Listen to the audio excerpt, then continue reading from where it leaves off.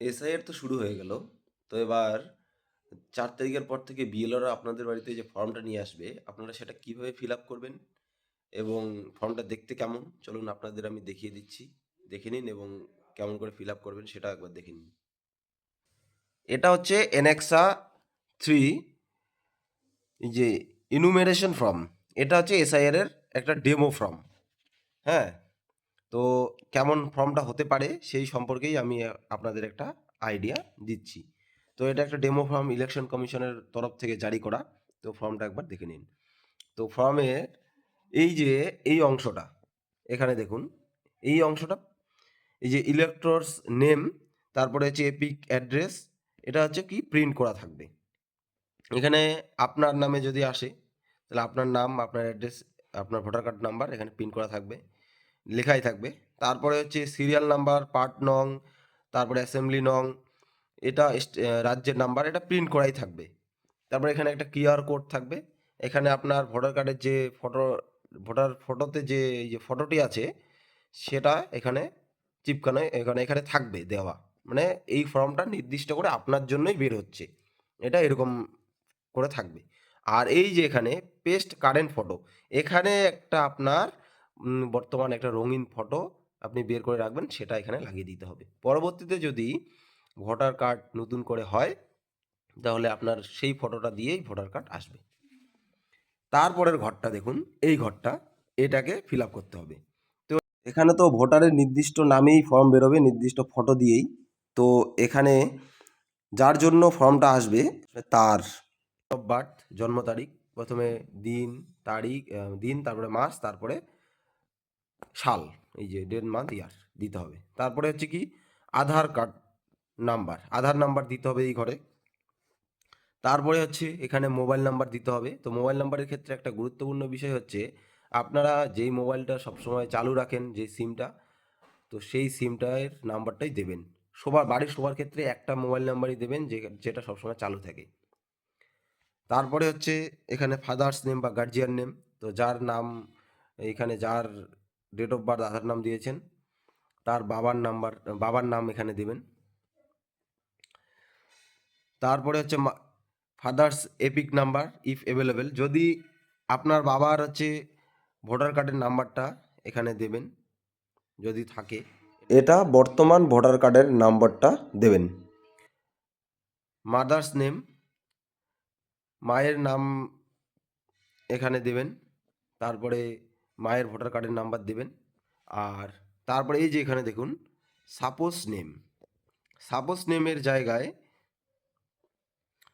এটা হচ্ছে যদি পুরুষ মানুষ হয়ে থাকেন তাহলে আপনার স্ত্রীর নাম এখানে দেবেন আর আপনার স্ত্রীর ভোটার কার্ডের নাম্বার দেবেন যদি থাকে, আর না থাকলে দিতে হবে না।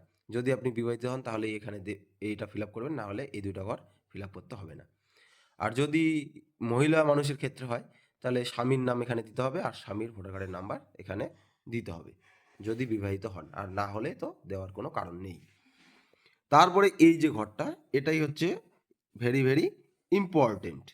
এটা হচ্ছে এই যে এখানে এসআইআর, যে লাস্ট এসআইআর সেটা ডিটেলস এখানে দিতে হবে। ২০০২ সালে লাস্ট এসআইআর হয়েছিল আমাদের পশ্চিমবঙ্গের ক্ষেত্রে। তো এখানে ইলেক্টর নেম, এবার মনে করুন আপনার নাম ২০০২ সালের ভোটার তালিকায় ছিল, তাহলে আপনি এই কলামটা মানে এটা ফিল আপ করবেন। আর যদি আপনার নাম ২০০২ সালের তালিকায় না থাকে তাহলে আপনাকে এটা ফিল আপ করতে হবে, এটা আপনি ফিল আপ করবেন না। তো ২০০২ সালের যদি নাম থাকে আপনার ভোটার তালিকায় তাহলে আপনি এটা ফিল আপ করবেন। তো কি লিখবেন এখানে? আপনার নাম লিখবেন, আপনার ভোটার কার্ডের নাম্বারটা লিখবেন, যেটা হচ্ছে ২০০২ সালের ভোটার কার্ডে আছে সেটা। অনেকের ক্ষেত্রে দেখবেন ২০০২ সালের ভোটার কার্ডের নাম্বার নেই, যেমন এই যে এখানে একটা আমি ডেমো দেখাচ্ছি, দেখুন এইখানে এই লোকটার কিন্তু নাম্বারটা নেই, তো নাম্বার সেক্ষেত্রে দিতে হবে না। রিলেটিভ নেম মানে হচ্ছে ভোটার কার্ডে আপনার বাবা মানে পিতা বা স্বামী যার নাম ছিল সেখানে সেটা দিবেন। এবার রিলেশনশিপ সম্পর্ক, যদি আপনার বাবা হয় তাহলে আপনি এখানে কি লিখবেন? পিতা। তারপরে ডিস্ট্রিক্ট, তারপরে রাজ্য, তারপরে অ্যাসেম্বলি নাম, আপনার বিধানসভার নাম। তো সেক্ষেত্রে দেখুন আমাদের ময়নাগুড়ি, এই যে ময়নাগুড়ির ক্ষেত্রে দেখুন ময়নাগুড়ি এসসি এই যে 17 ময়নাগুড়ি এসসি তপশিলি জাতি বিধানসভা নির্বাচন ক্ষেত্র, এটা দিতে হবে 17 ময়নাগুড়ি এসসি। তারপরে বিধানসভা নাম্বার, এই যে বিধানসভা নাম্বারটা দেখুন 17, এটা দিতে হবে। আর পার্ট নাম্বারের ক্ষেত্রে দিবেন এই যে দেখুন এখানে অংশ নাম্বার 40, এটা। তারপরে সিরিয়াল নাম্বার, এখানে দেখুন এই যে সিরিয়াল নাম্বার, এক্ষেত্রে আপনাকে দিতে হবে এই যে এটা, মনে করুন আপনার এটা সিরিয়াল নাম্বার, এই যে সিরিয়াল নাম্বারগুলো যেটা আপনার হয় সেটা এখানে দিতে হবে। এটা এই ঘরটা হচ্ছে যাদের 2002 সালের SIR এ ভোটার লিস্টে নাম আছে তাদের জন্য। এবার মনে করুন যাদের 2002 সালে ভোটার লিস্টে নাম নেই তাদের জন্য ফর্মটা ফিল আপ করছেন, তাহলে এই ঘরটা ফিল আপ করতে হবে। মনে করে ধরুন আমার যেমন 2002 সালে ভোটার লিস্টে নাম নেই, তাহলে আমি আমার নাম টাম দিয়ে এটা ফিল আপ করলাম, আমার নামেই ফর্মটা আসছে। এবার আমার নামেই ফর্মটা আসছে, আমি এটা পুরো ফিল আপ করলাম আমার ডিটেলস দিয়ে। তারপরে এবার আমি এখানে দেব, এখানে কি দেব, এখানে দিতে হবে আমার তো 2002 সালের লিস্টে নাম নেই, তাহলে আমার বাবার নাম আছে, তো আমার বাবার ডিটেলস এখানে দিতে হবে। আমার বাবার নাম, বাবার ভোটার কার্ডের নাম্বার, তারপরে হচ্ছে আমার বাবার নেম এখানে হবে, হ্যাঁ।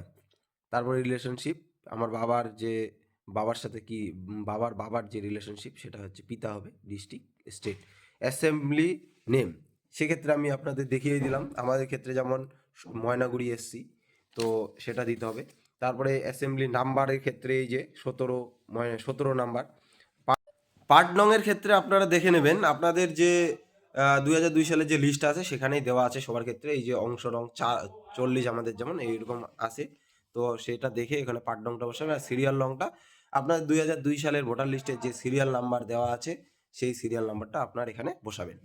এরপরে আপনাকে এখানে একটা সিগনেচার করতে হবে, এখানে আপনি সিগনেচার করবেন অথবা আপনার বুড়ো আঙুলের বা হাতের বুড়ো আঙুলের হাতের ছাপ দিবেন, অথবা যে কেউ অ্যাডাল্ট ফ্যামিলি মেম্বার এখানে সই করতে পারেন উইথ মানে রিলেশনশিপ মেনশন করে আর ডেট দিয়ে সই করবেন। তারপরে BLO এখানে সিগনেচার করে ফর্মটা যথাস্থানে জমা দেবেন। এইভাবেই পুরো ফর্মটা ফিল আপ করবেন।